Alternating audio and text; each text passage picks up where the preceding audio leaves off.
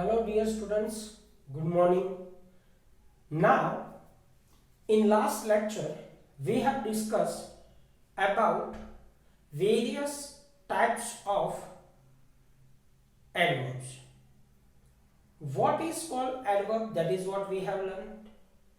We have just got an idea that how to make adverb or how to identify adverb in the statement.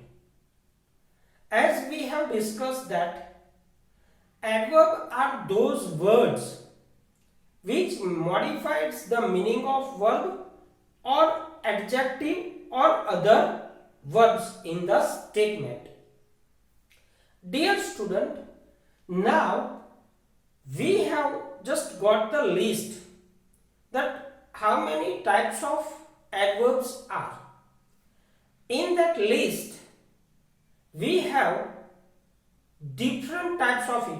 For example, adverbs of degree, adverbs of place, adverbs of time, adverbs of frequency, etc. etc. Today, we are just going to have an idea about adverbs of degree. अभी हम जो देखने वाले हैं वो है adverbs of degree. What does it mean by adverbs of degree? अब ध्यान रखना, पहले सिर्फ हम adverb पढ़ रहे थे. अब आज और अभी से we are having an idea about particular type adverbs of degree. What it shows? See, definition tells us, it tells us about the intensity of a verb in the statement. Degree जो है वो पूरे वाक्य में जो verb होता है, पूरे वाक्य में जो हमारा मेन वर्ब होता है, उसकी क्या इंटेंसिटी है. इंटेंसिटी शो करने के लिए स्टेटमेंट के अंदर जो भी एडवर्ब का इस्तेमाल किया जाता है, that is considered to be adverbs of degree. उसको हम एडवर्ब ऑफ डिग्री बोलते हैं. What are the words that shows adverbs of degree? ऐसे कौन से स्टेटमेंट के अंदर ऐसे कौन से वर्ड हम ऐड करेंगे जिससे हमें यह मालूम पड़ेगा कि ये एडवर्ब ऑफ डिग्री का इस्तेमाल किया हुआ स्टेटमेंट है. डियर स्टूडेंट, यहां पे आपको ये देखना है कौन कौन से वर्ड है. Almost, nearly, enough, quite, hardly, simply, just, so, to, etc. etc. These are the several words that I have written on the board. Maximum these words you will find in your textbook, which is up to now been casted by the Gujarat Government Education Board. He has used these kind of many adverbs of degrees, right? Now let's have an idea about it. हमें इसका थोड़ा सा detail में idea लेते हैं. यहां पे मैंने कुछ एग्जांपल्स लिखे हैं आपके लिए ताकि आपको मालूम पड़े कि एडवर्ब्स ऑफ डिग्री कैसे बनती है, इंटेंसिटी कैसे शो की जाती है towards the verb, right? Verb की और हमारी जो उस वर्ब को करने की इंटेंसिटी है वो किस तरह से शो करते हैं वो हम यहां पे देखने वाले हैं. देखो, this short essay is sufficient, right?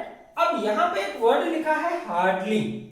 Hardly, hardly मतलब स्कैर्सली वी कैन से, जबल्लेज जिसको आप बोलते हैं, राइट? भाग्यवश आप बोल सकते हो इसको. दिस शॉर्ट ऐसे इज, शॉर्ट ऐसे ना, ऐसे कैसा है? शॉर्ट है. अब ये शॉर्ट है तो सफिशिएंट नहीं होगा. तो शॉर्ट ऐसे का सफिशिएंट न होना इसकी इंटेंसिटी बताता है. सफिशिएंट यानी जरूर जितना, जिसको हम बोलते हैं. ऐसे अमूमन अगर मान लो कि 6 मार्क्स के अंदर ऐसे आता है आपका, तो आपको मिनिमम 250 वर्ड्स, या 7 मार्क्स का है तो 250 to 60 वर्ड्स, राइट। इस तरह से जितने मार्क्स बढ़ते जाते हैं उतने वर्ड्स भी बढ़ते जाते हैं। अब आप 8 मार्क्स का ऐसे ले लो और आप सिर्फ 150-200 वर्ड्स का ऐसे लिखोगे तो you want be getting sufficient marks for it. तो यहां पे जो सफिशियंट है होना उसका, वो हमारा इंटेंसिटी दर्शाता है हार्डली वर्ड से। तो हमारा जो वर्ब है, राइट, वर्ब की इंटेंसिटी यहां पे हार्डली वर्ड से शो होती है। चलो दूसरा, इट्स सिंपली नॉट इनफ। यहां पे इनफ यानी जरूर जितना, आगे नेगेटिव है यानी जरूर जितना नहीं। लेकिन जरूर जितना नहीं ये सिंपल स्टेटमेंट है, उसके अंदर इन्होंने सिंपली एक वर्ड ऐड किया, simply, it's not enough, simply. सीधी सी बात है भाई, सिंपली, ये लाइक दैट। तो ये जब इंटेंसिटी आती है, जो कोई चीज आपको कंप्लीट नहीं होती है या आपको समझ में नहीं आती है या फिर आपके लिए सफिशिएंट नहीं है, इनफ नहीं है, तब आप ऐसे वर्ड्स का इस्तेमाल करते हो, तब जाके ये हमारी डिग्रीज ऑफ एडवर्ब बनता है।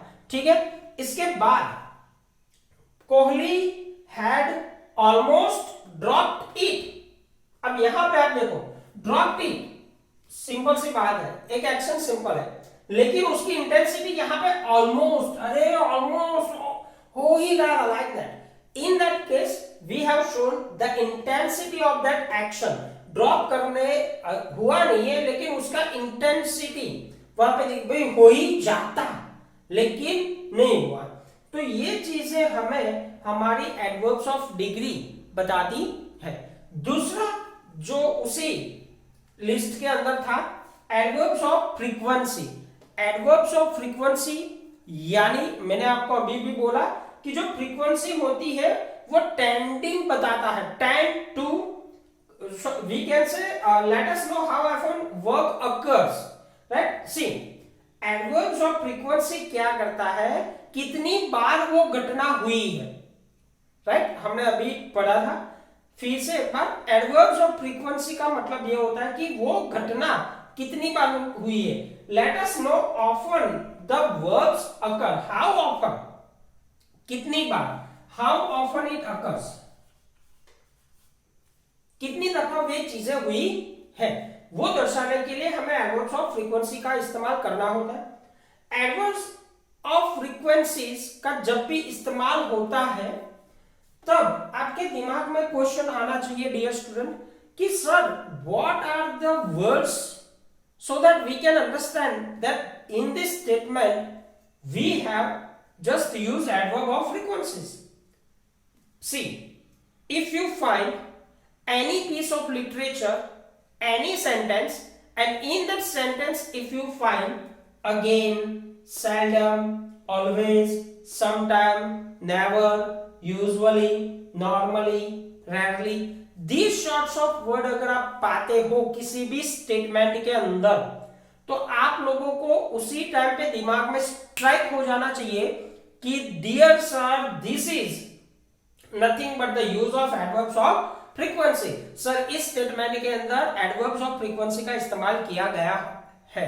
ठीक है, अब देखो इसको एग्जांपल्स के जरिए पढ़ने की कोशिश करते हैं।